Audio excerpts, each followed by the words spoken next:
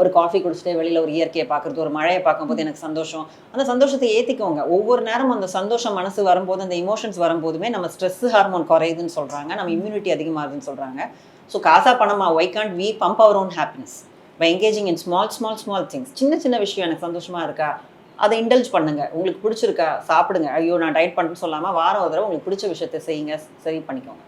So those are the ways we collect small happiness. இந்த external திங்ஸ்லேருந்து நம்ம சந்தோஷத்தை எடுத்துக்கிறது அப்படிங்கிறது ஏதாவது ஒரு வகையில் நம்மளை ஸ்பாயில் பண்ணுமா? கண்டிப்பாக இல்லை.